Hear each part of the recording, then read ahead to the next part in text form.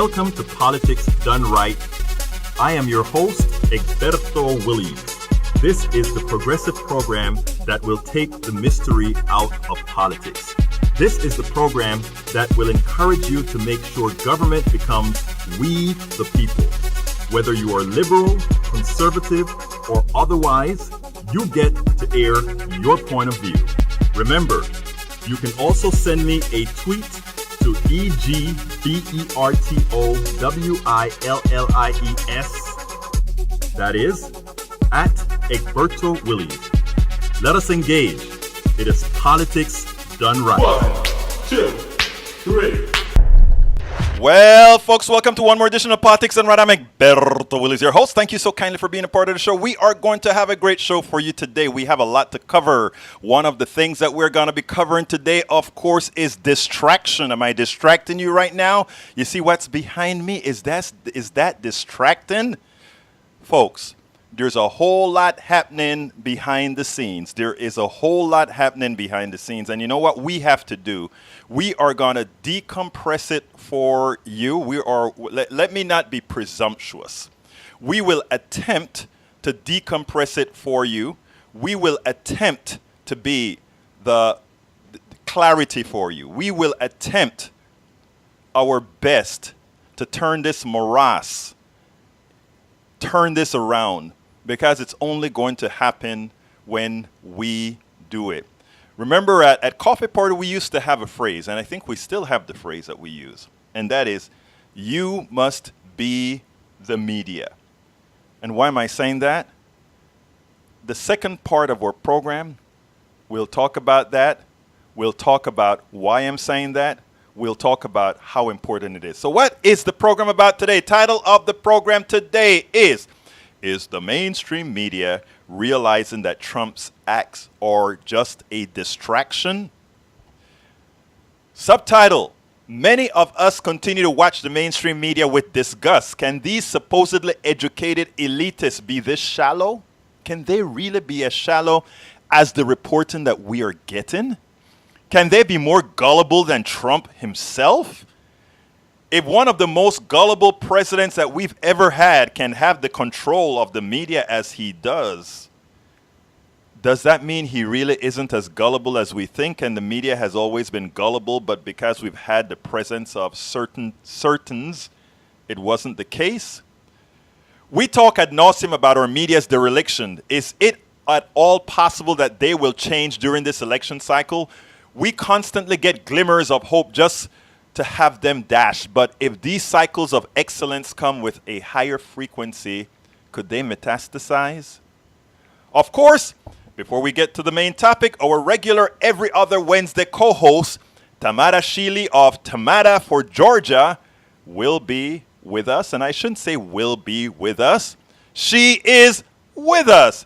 Tamara, how are you doing today? Hi, Egberto. Good afternoon, Politics Done Right family. Well, you know, I kind of, when we spoke earlier today, I kind of told you a story that I wanted. I said, look, this segment is yours, but you know what? There's something on my mind. There's an activist here in Houston.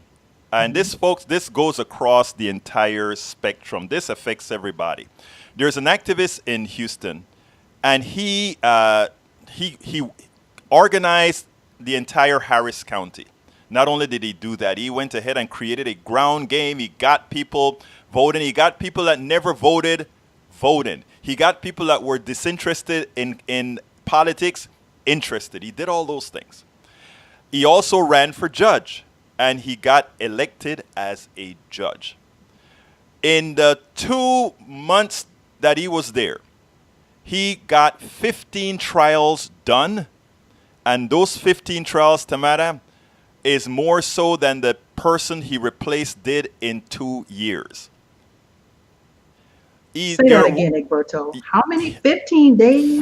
In the 2 months he was there, he had 15 jury trials. 15 trials.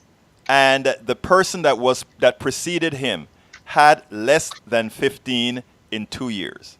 Wow. They left a docket of 1,500 cases without a date set. And in 2 months, he got all those dates set. So when William Bill McLeod noticed that, hey, I can make a difference. I am efficient. I can get this stuff done. Maybe, just maybe, after I do this, I want to run for the Supreme Court of Texas. So he decided to do that, not realizing that the Constitution of Texas has a clause that says, well, if you announce for running for another position while you're a judge, you automatically resign. So in 2 months' time, just by making that statement, he didn't realize that that effected a resignation from his current bench. The county commissioners the Harris County lawyer comes to his office. Well, you send reps to his office and say, hey, you're out of here. You resigned. But it's all political because he didn't know. Beforehand, somebody called him and said, hey, you can't really do that because according to the Constitution, there's a tiny clause in the Constitution that says that. And what happened then is he went ahead and rescinded all of that and sat in his office. Everything worked just fine. Well, after that occurred, a few weeks passed and the county attorney sent the person to his office. After they sent him to the office, he said, well, look, there are other recourse. The Constitution also said Commissioner's Court didn't have to do anything. They could just say, well, since he's resigned, let it slide. Or what they could have done as well is say, okay, we'll let you stay on the bench until a special election in 2020. That's not what they did. In as much as this guy got more votes than anybody else, in as much as this guy had people there begging for him to stay, yesterday we were all at the courthouse, at the commissioner's courthouse. They had already selected somebody for the position. It is all political, against the will of the people. Against the will of the people.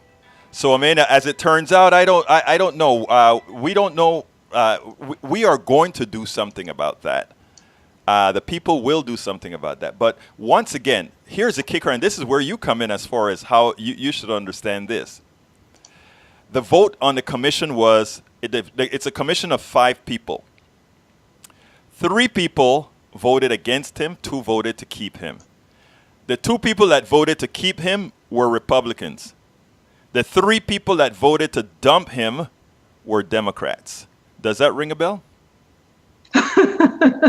So wait, so his own party wanted to see him gone? This is the person who, Harris County went from slightly red to completely blue this election cycle because of the work progressive activists did. They were all around, and he was one of the leaders of the progressive activity in Harris County.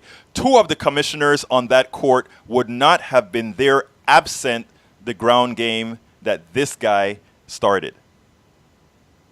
So they oust him. So they literally they were the ones that said, you have to go, basically. They are the ones that not only said you have to go, but they also, they didn't only say he had to go, they also had somebody there to replace him even before he had all those people speaking up for him. It was a charade yesterday.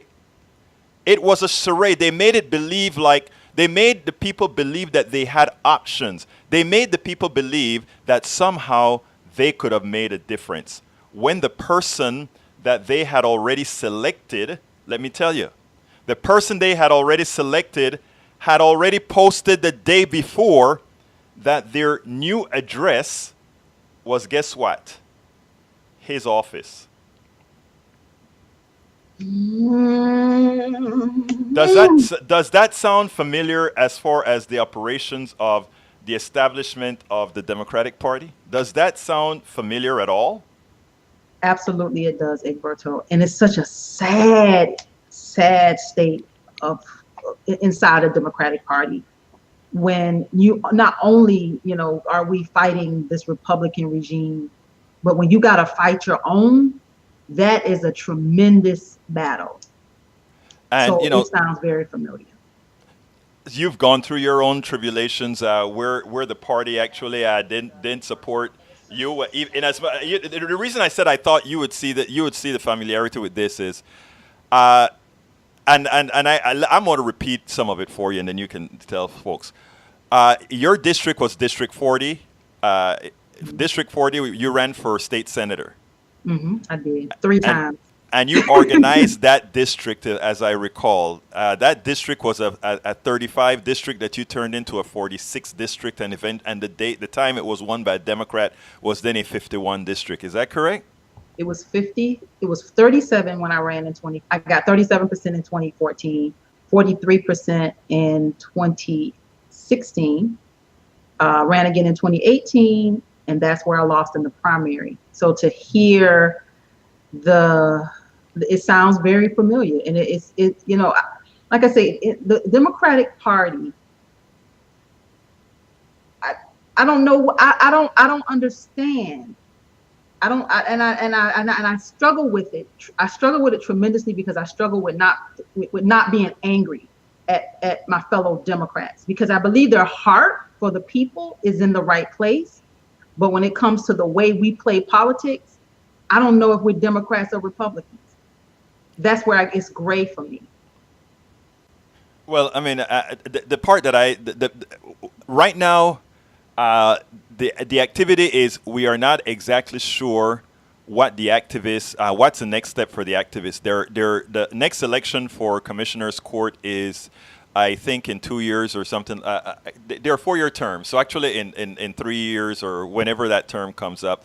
But the thing about it is their incumbency have two incumbents are likely to be hard to beat. One of them is definitely beatable.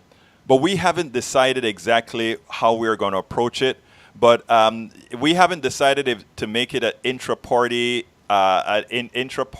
within the Harris County domain, exactly what to do yet. We have to think strategically on what's the best thing to do. But people get mad whenever we talk about the establishment Democratic Party. They get mad. Oh, there's no establishment Democratic Party. We are all Democrats. That's not true. But that's isn't true. Not true. We're not all Democrats, and there's a lot of people on the inside that have their own agenda, and they told this line that doesn't look like the rest of the party, and I don't know whether that's monetarily motivated. I don't know if some folks' pockets are being padded, or I think some people like the positions that they're in, and they're protecting their space or their place in the party and protecting their place politically. It could be a number of things, but it's inside of the Democratic Party there is some toxicity. Yeah, and like I said, I'm just one of many activists in Harris County. So there are a lot of decisions that people sit down and make together. They act together and decide what's going to happen. The one thing that my one voice of the many voices out there, my one voice is to say, first of all, I support this man completely. His name is William Bill McLeod.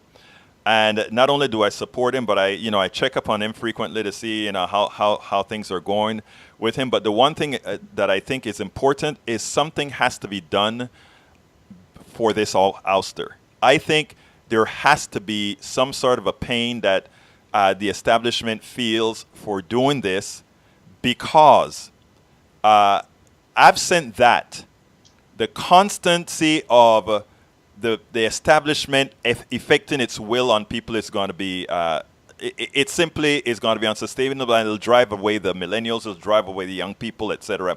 I tell you something, if you notice there's the problem now between the DCC, and AOC as far as them not funding. In other words, if you go ahead and try to primary an incumbent, the DCC is saying, we are no longer going to support any institution who supports the funding of somebody who primaries one of the establishment candidates. So they're saying to AOC that, what are they saying to her? What they're telling AOC is AOC intends to use her clout for any establishment or any Democrat that doesn't do the things that they promised to do. In other words, things like Medicare for all, etc., to primary them. So she's holding Democrats accountable. She's holding their feet to the fire, and that's when it's one thing, for us as Democrats to go out and fight the Republicans for what they're not doing, but when we're not supposed to quote unquote fight our own when they're not doing what they're supposed to be doing. Exactly. So I get in trouble for that, Egberto. So you're speaking to someone who, I pay for that, because I don't toe the party line, and I do call out my fellow Democrats. I hold them accountable the same way I hold accountable Republicans. And I think that is what we're supposed to do. And that's why you got not primary, that's why you got a primary opponent. Because they knew that you nurtured what is interesting is you nurtured that district from a 37 to a 40-something and then win it. Then made it a winnable district. Absolutely. But they didn't want you to be the face of that district, because you being the face of that district meant it was going to have a progressive face. And the people in a district that's not generally considered progressive was actually going to elect a progressive to Congress, to your legislature.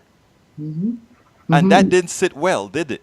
You know what? I just think, Egberto, those of us that are young enough, and we're progressive, we just have to keep pushing. We just have to keep pushing from the inside. It's tiring, but we just have to keep pushing and pushing those that don't see things as we do, this next generation of us. We're going to keep pushing. And if we push them out, so be it. Well, that's what I've been telling folks a lot, and I told this to two commissioners yesterday. I said, you go ahead and get rid of this guy. Something is going to happen in this county, and the first thing that's going to happen in this county is the morale of all those people who this guy inspired to join the voting fold. They are going to be, there we go again. This guy helped win, and they got rid of him, and that's the message that's going to go over. And that is one of the reasons I have been telling some of these activists out here that something has to be done, and the people that we brought in, the people the progressive people that joined the fold and said we are going to come and vote en masse. What they tried to do in Harris County is throw all the progressive movement in Harris County like, oh, it's Beto O'Rourke who brought all these people to the fold, just like in Georgia and all these other not Georgia, but in these other towns in Texas, they want to say Beto O'Rourke did anything. Beto O'Rourke inspired a lot of folks to vote, but Beto O'Rourke wasn't the one on the ground bringing people out, because if you remember, Obama could bring a big crowd, but unless you have folks on the ground, that crowd comes out for one day, and when they have to stand in a line to vote, they don't. So we have to do something to show our base that we're not going to just sit down and watch them throw one of ours out of office. And because it could be a bit discouraging for us, Egberto. Like, it's hard enough getting us to the polls and making us vote and keeping us engaged.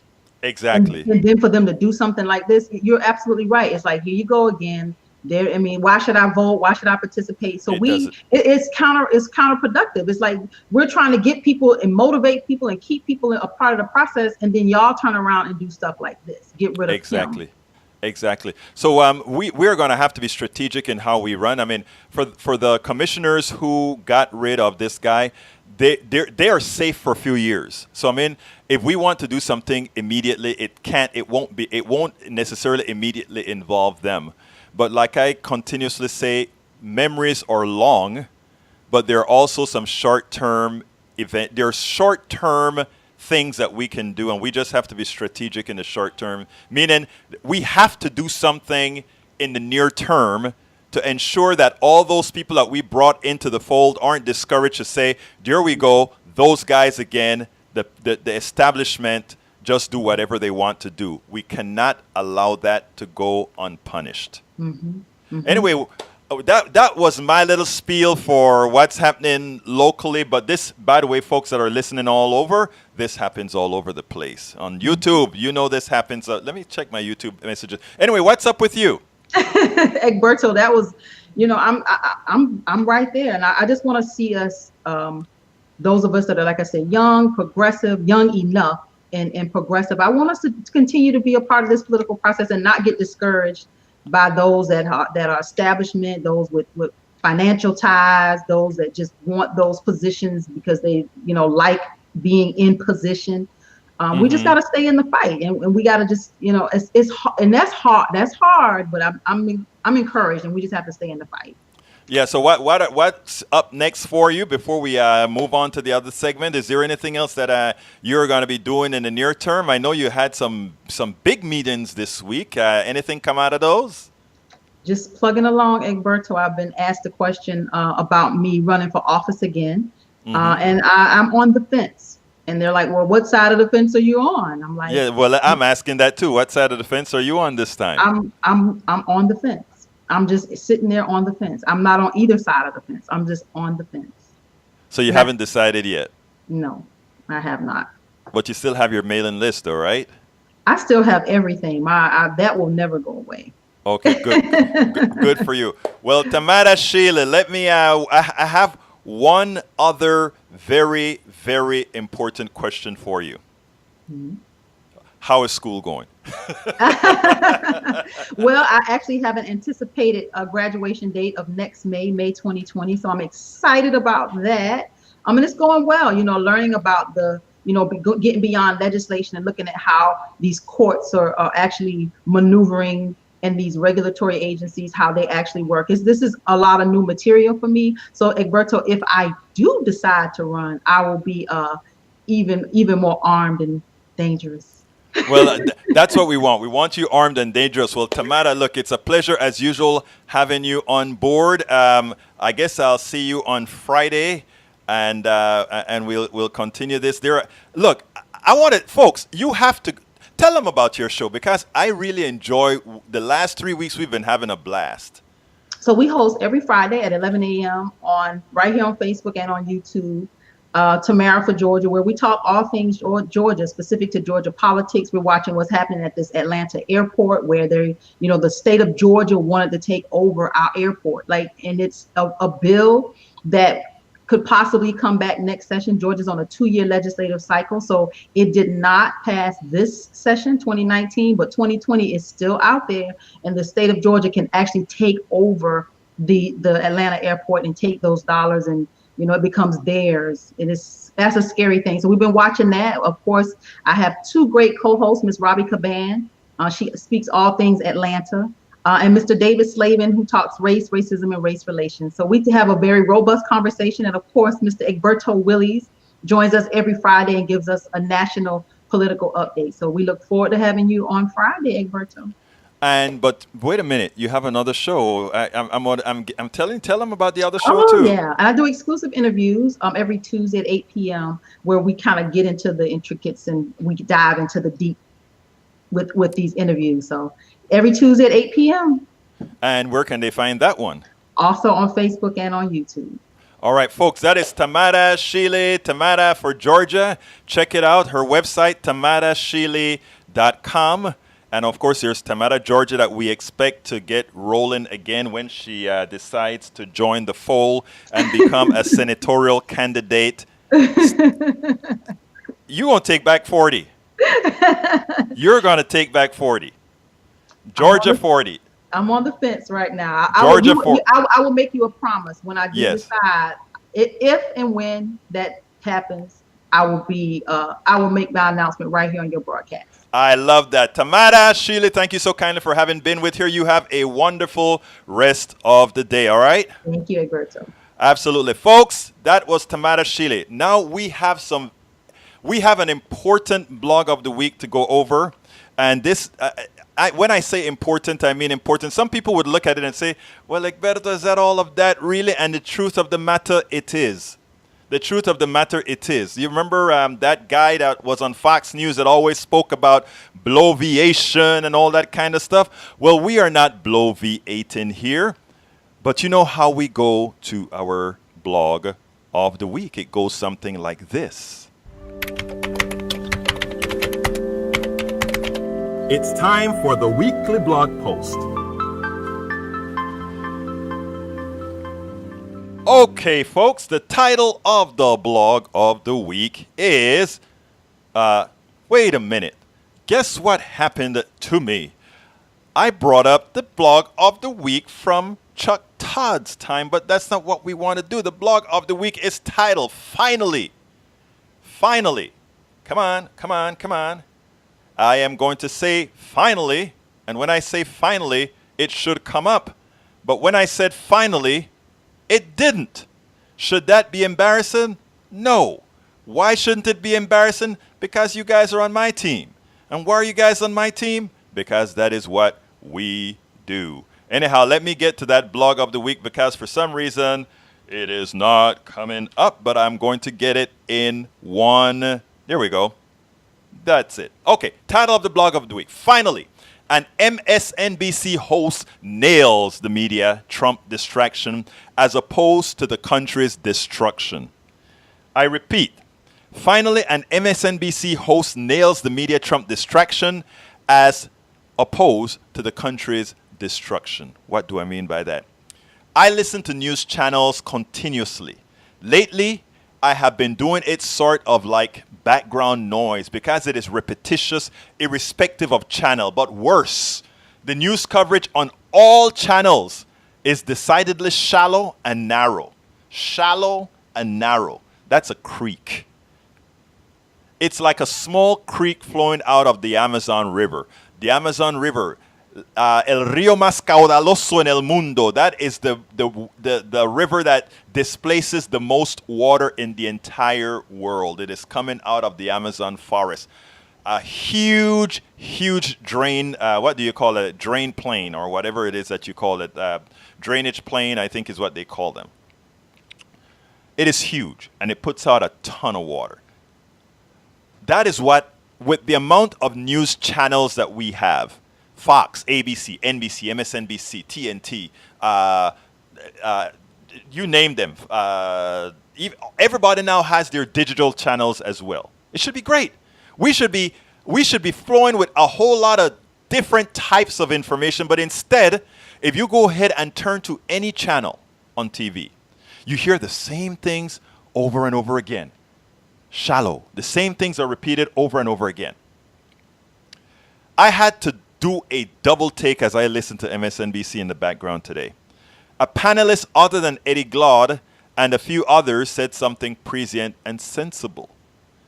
You know, I kind of like Eddie Glaude because he's in your face and he tells you the way things are. And even when MSNBC, they're trying to spin this establishment Democratic crap, he's always there to remind them, no, this is what the people really want. Because, folks, do not forget that what Americans want isn't what you are hearing the Democratic establishment talk about. That's not what Americans want. Americans want much more. And you know what? Guess what? It is not only Democratic Americans that want these things. It's also Republicans. And that's why they bring in the social issues. Because if they ever not bring in the social issues, we all converge. We all converge if they bring on anything other than so. And I should play you later on. I'm going to play you something from somebody that I brought on to the KPFT show yesterday. I didn't cue it up, but I'm going to cue it up for you after the blog of the week. Continuing. There is one thing every American can be sure of when they wake up in the mornings. There will be a Donald Trump tweet, an incident from one of his minions, or other action. Donald Trump is sure of one thing. The bait he used is like honey to the media. They forget to put proportionate interest in the real issues to chase after the Trump-directed message of the day, however frivolous. They never seem to learn. Trump puts out a tweet, and every station has it on. Everybody talks about the tweet. I can't tell you the last time I wrote about a Trump tweet, and I won't. A tweet doesn't mean a darn thing. The things that really matter are behind the scene, and this woman got it. For a time after the Mueller report was handed over to Bob Barr, Chuck Todd gave the impression that he, along with the mainstream media, would make that turn, one of substantive, informative, and responsible journalism. The challenge facing Democrats, and this is what he said, the challenge facing Democrats, and yes, some of us in the press, Two is that bar summary has made it easy for people to dismiss all of those questions as sour grapes, Chuck said. But they shouldn't be dismissed, and we as journalists have to ask them. The partisans can do what they do, and we do what we do. When I heard that from Chuck Todd, I jumped up. Oh, great. Chuck Todd is finally going to stop just towing the line. Chuck Todd is going to start being a real journalist. Chuck Todd is going to start doing the right thing.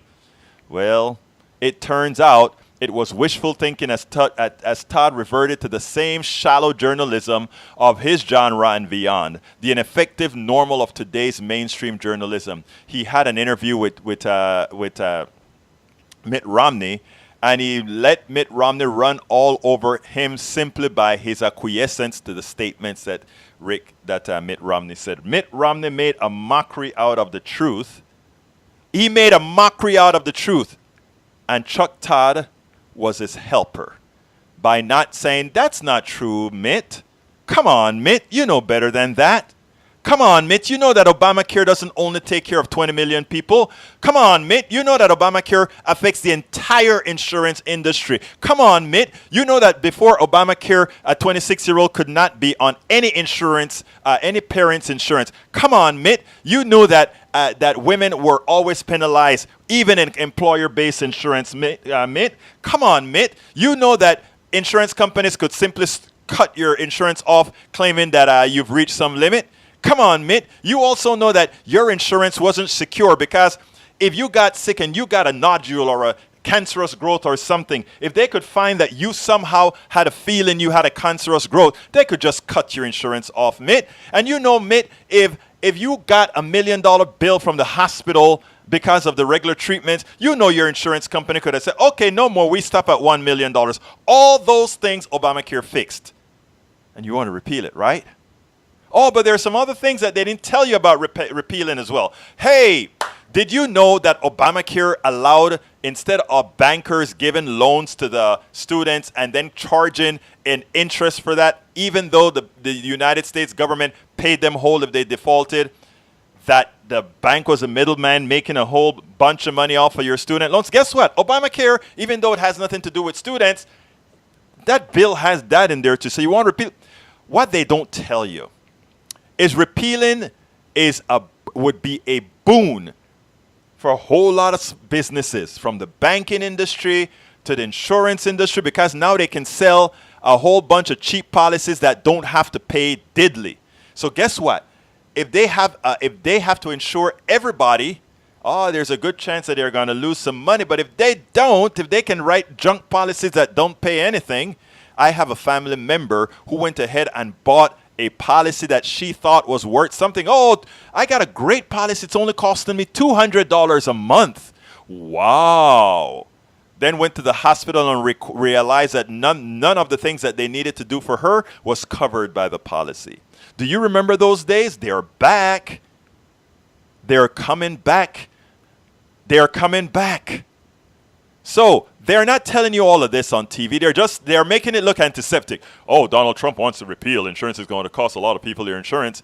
What it doesn't tell Americans is the repeal of Obamacare does not only affect those 20 millions that Mitt Romney got away with on Chuck Todd. It affects every single person who gets insurance, bar none, is affected if the Affordable Care Act is repealed. And the only reason they're coming out telling you, Obamacare only works for 20 million people. The only reason they're telling you that is that they know that if you know that Obamacare also affects your policy that's not sold on the exchange, that somehow then it is impossible for them to even attempt anything to touch it.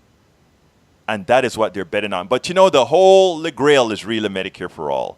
But we talk about that all the time, and we'll talk about that again. Anyhow, but we get flickers of hope every so often that it would get better. But anyhow, today, as Megan Murphy hit the nail on the head, she was on a show, a panelist call. Her name is Megan Murphy. Megan Murphy correctly said that we should continue to urge the release of the entire Mueller report. Most importantly, however, she pointed out that we must not fall for the plethora of distracting information coming from the Trump PR machine. Instead, we must understand the systematic destruction of our systems, regulations, and more. She used the example of Trump flying to Texas to sign an executive order today, giving the president the power that would make it difficult for states to stop construction of pipelines.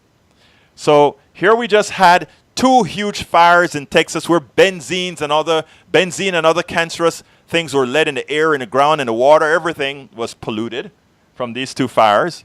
And Trump is coming to Texas today, a few days after these fires, and say, hey, we are taking away the right of the state to deny these pipelines using water quality and all these other kinds of things as excuses to do it. That's what he's doing. He's coming to Texas to tell Texans, we are going to stop the state from being able to protect you. You see, they're starting to see that a lot of these states are going to start flipping, right? Flipping to progressives. And they want to make sure and lay the line. I'm going to talk about judges in a little bit because even though I hadn't planned it, it ties into this discussion. They know that they are in danger.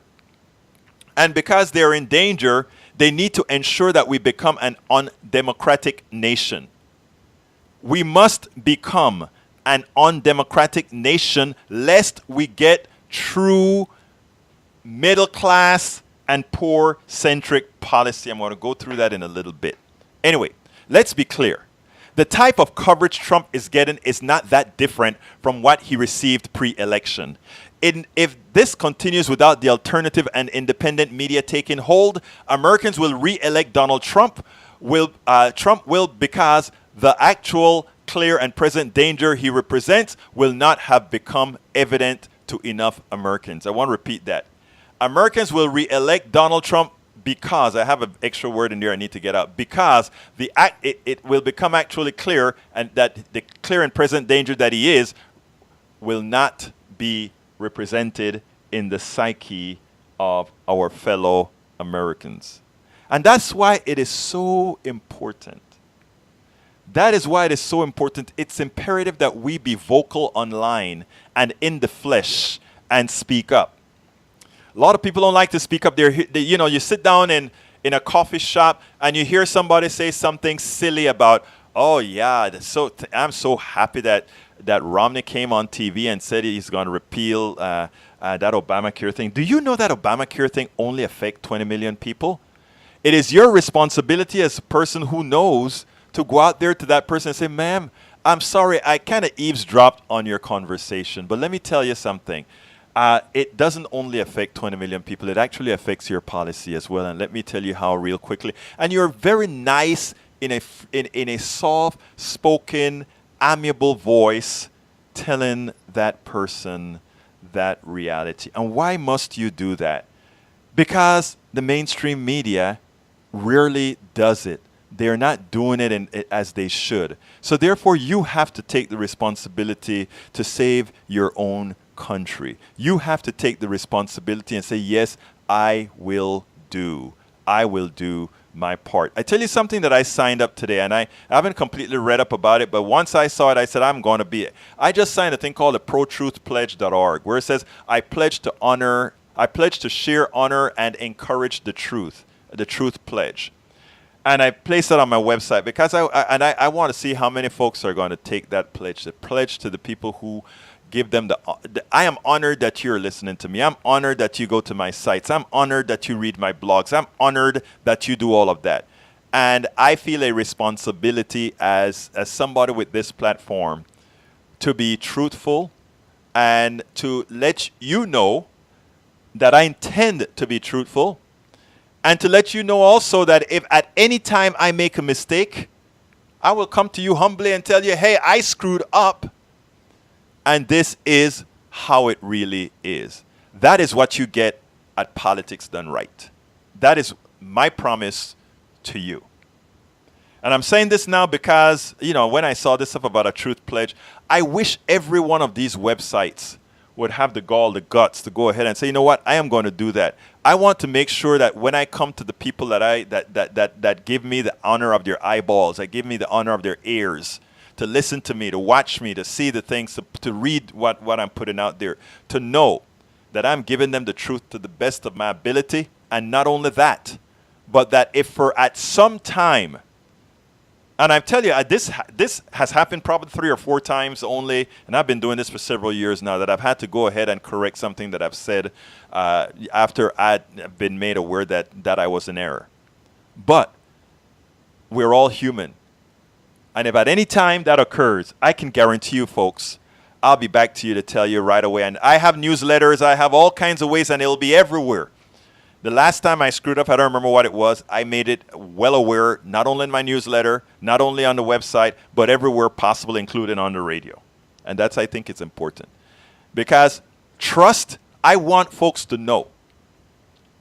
I want folks to know that this is one site where you're going to hear 2 things. The truth, and if I don't know, I don't know, but I'll find out.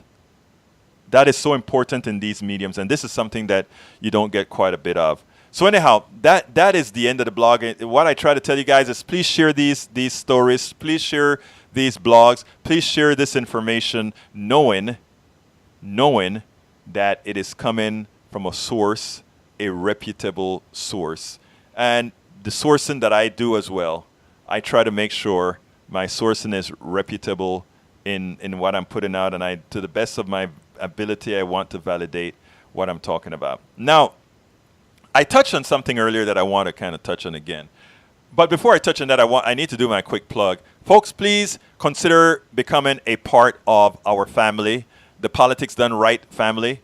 Please go to patreon.com/politicsdoneright. That is patreon.com/politicsdoneright and join the fold. Very inexpensive to become a member. But we need your support. We need your support to do all the things that we do, to do all the interviews that we do, to get out of this office and go many times out of state, talk to politicians, go to conferences, trying to make life better for us all. Please go to patreon.com, patreon.com/politicsdoneright for that. You have, first of all, online right away, you can read our book, As I See It, Class Warfare, The Only Resort to Right-Wing Doom. As well, you can get my book, Lose Weight and Be Fit Now, because I did it, and I intend to continue keeping that off and tell you how I did it. And was it difficult? Hell yes. Do not let anybody fool you in telling you if you got a lot of weight to lose, that somehow you can do it easy and you're not going to be hungry and all. Hell no. I was hungry as hell. And not only was I hungry, it was difficult to be consistent. And what I learned is you don't beat up on your. I learned a whole lot of stuff on doing this, and I put it in a book. So take a look at it. And of course, I'm behind, but I am writing How to Make America Utopia. I have the first 2 chapters online that you can read. And as soon as I have the 3rd chapter, it'll be out, and you can read it right away as well. So please consider supporting us. Go to patreon.com/politicsdoneright. Patreon is spelled Patreon, not just Patreon, Patron. It's patreon.com/politicsdoneright as well. Please remember that if you just want to contribute, go to politicsdoneright.com and click the donate button, and voila, that's the way you do it. You can become a supporter, and you can help us get equipment. We are heading out to Philadelphia sometime in the summer. I am going to need, I'm going to be coming to folks for some, for some investments in a system later on for a remote system for us to use out there in Philadelphia and subsequently. But we'll talk about that later. Right now, what we need are subscriptions. So please go to patreon.com/politicsdoneright. That's patreon.com/politicsdoneright. Back to the program, and here we go. This is what else I wanted to tell you, folks. This is it. Americans all want the same. And as I talk to you right now, I'm going to be looking for another video I want to show you, because I spoke to a very nice Republican yesterday. And every Republican is a nice person, just like every Democrat is a nice person. We have all these faults. We have all these false dissensions and false fights and faults, because that is what the plutocracy wants. They need us. They need us to be at each other's throats. And like I promised many, I will not I promise you this. I will not be at folks' throats. I care about folk too much to get into that thing about, we are enemies. None of you are my enemies at all. So what I want to do is tell you, most Americans, the polls have proven this. Most Americans want the same thing. The polls are absolute on this. And what happens is the plutocracy back with the Paul Manifesto, they made sure they understood that Americans were getting smarter. But Americans weren't only getting smarter, right? Americans were realizing that the way our system is set up, it is set up for all the movement of monies, the movement of capital, the movement of anything positive was upwards. It was upwards. That is how our economic system is designed. Now, back as we were liberalizing all in the 60s and so forth, we had a way to mitigate that movement of capital to the top. What we did is we used the government tax system, right, to redistribute that money. There's nothing wrong with that word redistribution. Honor the word redistribution. It's a good thing. Because if we don't have redistribution, what we have is chaos. And the reason why is the way the economic system works, mathematically speaking, if nothing is done, if we just let it happen, mathematically speaking, eventually the top 1%, the way money flows, will all accumulate all the monies. And eventually then all you would have is a salary to live menially. That's it. In other words, you'll become an indentured servant. That's just how it is.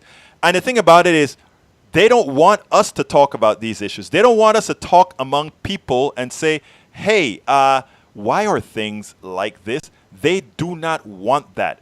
And the reason they don't want that is people start talking to each other. They realize how much they have in common. What I want to do now is I want to play, because I was pulling it up as I was speaking, I want to play an interaction I had with a good man yesterday, okay? This guy was listening to my show on KPFT on air. He was in his car listening to the radio, and he was listening to the Politics Done Right that I do at KPFT 90.1 FM in Houston, the Pacifica Network. And he listened to the call, and then we'll move on from there. I want you to listen, because I got so many messages from people directly. They were in love with this thing because suddenly they felt, you know what? Progressives felt better about Republicans. Republicans felt better about Democrats because they didn't have the horns that they thought. But check this out. Alan, come on in, Alan. Hello there, how are you? I'm so glad I got in. I was just getting ready to walk in the store, so perfect timing. Excellent. Talk to me, Alan. First time I've heard your show. I'm typically not driving around this time of day, but I had to run an errand. Mm-hmm. And one thing I heard you say something about to two callers ago, that the party does not represent their interests. Right. And I'm thinking my party does represent my interests, because I'm for a strong military. Mm-hmm. I'm for strong immigration laws. Mm-hmm. I'm for reduced government regulations and intervention in my life. Mm-hmm. So I guess I'm lucky. My party does represent my values. And which party is that? Well, do you even need to ask? Yeah, because I know you think you're a Republican, but that's not what your Republican Party represents today. And let me explain to you, if you don't mind. Here we go. Number one, you said you want a party that is going to support the military. And you want a strong military. You don't have a strong military. You have an expensive military. What do I mean by that? You have a military where we are willing to pay defense contractors monies when they go to Iraq, so that every meal that soldier has is going to cost $50 or $80 or $40 or whatever. So what you have is a military that's pilfering your money, and you're a conservative. You don't believe in that. As a conservative, you want to use as least money in the public domain as possible. That is not what your party is doing. Not because your party wants a big, strong military means you want a big, strong military that you pay more than you deserve to pay for. You also said that you support regulation. Let me stop you there. Sure, go ahead. I agree. Okay. I'm a fiscal conservative. I know that. I could hear it. So I agree with you 100% that I hate the waste. Okay, go ahead. Okay, so far we've already established the fact that your party is not representative of you. Let's go to the second point. The second point you said is I'm not sure if we got there. Okay, but we're close. We're close, brother. We're ahead. close. We're close. We're close. Second item is you said you don't believe in regulations, right? Yeah. Well, you know what your party does? Your party believes in taking away regulations from companies like oil companies and all these. Like, get rid of the regulations. We are here in Texas, right? We just had big fires where benzene, where all these chemicals in Cancer Alley were released to kill your fellow brothers and sisters who down there as well are conservatives like you are. Yeah, so but that was an accident. No, but what I'm saying, Go ahead. that is the accident. But guess what? The other explosion that occurred a week later, yes, that company has violations after violations after violations on regulations that you don't want, right? So I am absolutely sure. Well, see, let me finish. Go ahead. I know what you mean by you want little regulation, because I think the same kind of regulations you don't want is the same kind of regulations I don't want. I don't want to be regulated so that I can't establish a small company as long as I'm not harming you. But Bingo. Alan, I am sure you don't want your fellow brothers and sisters to be harmed by cancer-causing chemicals. I'm sure you don't want your... So I'm saying... Here, of course, I'm also an environmentalist. I know that, but what I'm saying, Alan, is this. Neither one of the parties are representing either you or I don't me. want to take up your whole show, but Great. You're right. We got more in common than not. Thank you, my brother. You have a wonderful day, and we'll talk. You keep listening now. KPFT 90.1. And by the way, we're on Facebook as well, okay? I'll do it. Take Bye-bye. care, brother. Bye-bye. Now, there's no doubt. I'm not convincing that guy that he's not a Republican. He is a Republican. That's a cultural thing. And does he believe in smaller government than I do? Yes, he does. Does he want Medicare for all? Likely not. Okay, but will we be able to sit down and talk, and would I ever be able to convince him of that Medicare for all is a conservative thing? Of course I will. And why? Because it makes fiscal sense. It's a numbers thing. Now, there are certain things that are not based on numbers. There are, whether you allow marriage and how you interpret those things are value statements that have nothing that are not engineering wise. It's not mathematics. So those things it can go either way. And I don't try to have arguments on the philosophical of that type. When it comes to abortion, my argument is never about whether it's right or wrong. That's above my pay grade. My argument is whether I have the right to control somebody else. And then when we start to cater these discussions in a manner where people have what everybody talks about they want, freedom, we actually see that there is so much more that we can have in common. I mean, we are not going to decide whether abortion is murder or not. That's a value call between you and your maker and what you think. But we can determine if we want somebody else to determine how you're going to handle your body, etc. We can't. There are those things that if you learn how to say, I'm going to just realize that you and I will never agree on that, but we don't have to agree on that to live in the same society. We don't have to agree on all these things.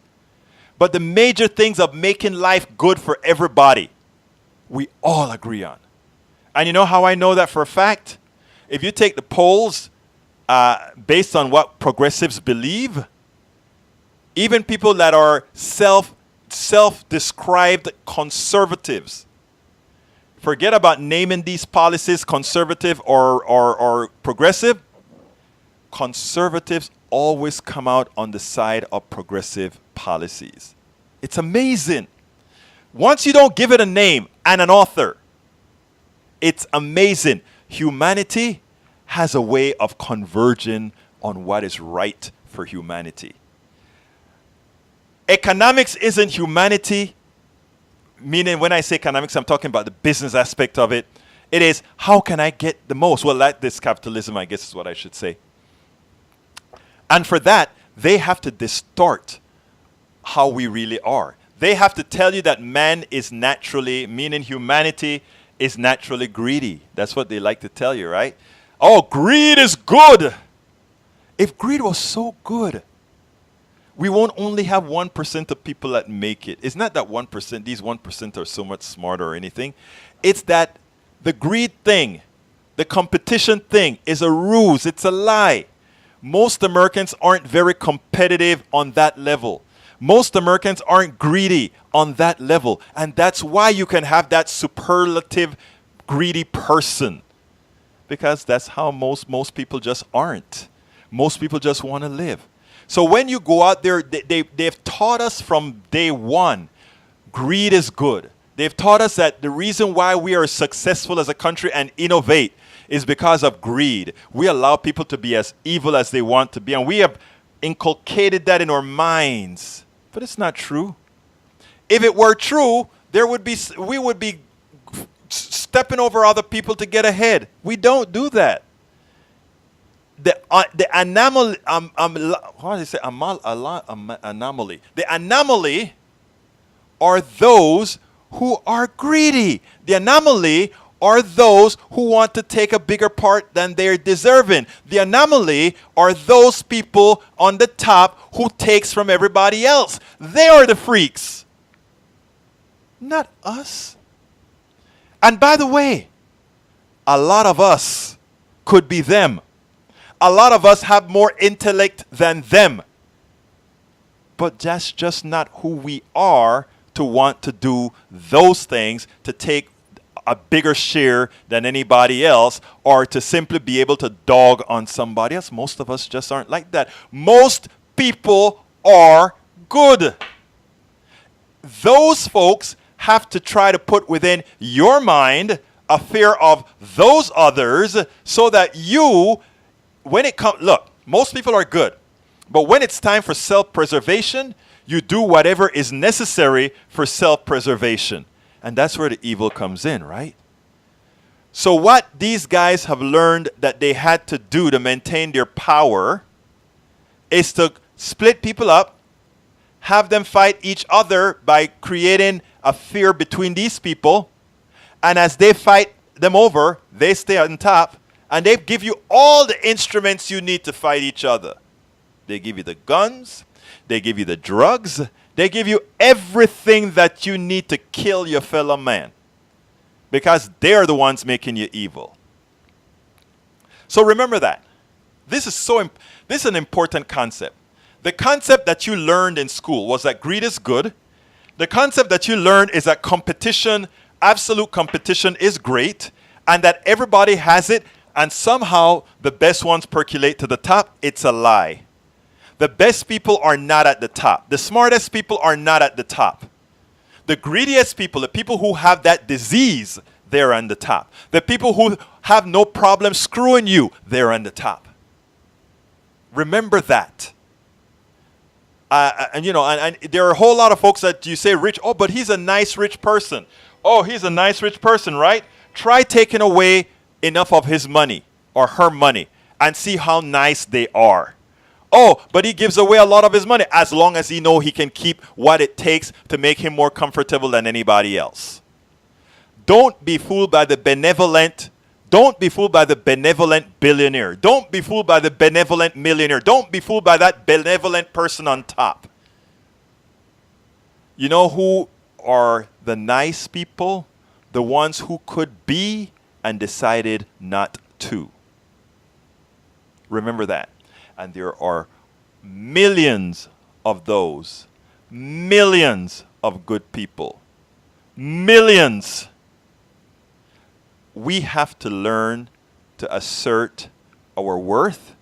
We have to learn who not to think of as the bastions of what we would have liked to be, and start looking within, looking right around. That's where the good is.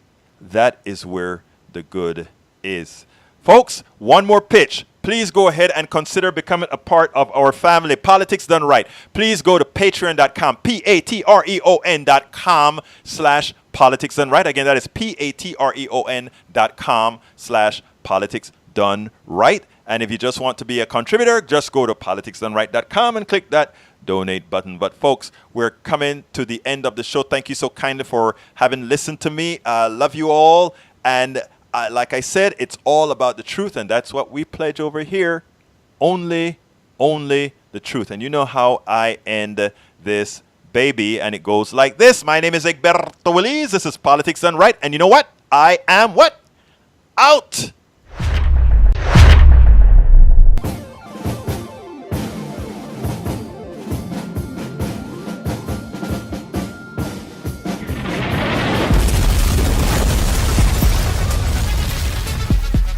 Welcome to Politics Done Right. I am your host, Egberto Willies. This is the progressive program that will take the mystery out of politics.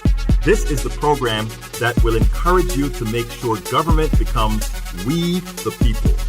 Whether you are liberal, conservative, or otherwise, you get to air your point of view. Remember, you can also send me a tweet to EGBERTOWILLIES. That is at Egberto Willies. Let us engage. It is Politics Done Right. 1, 2, 3.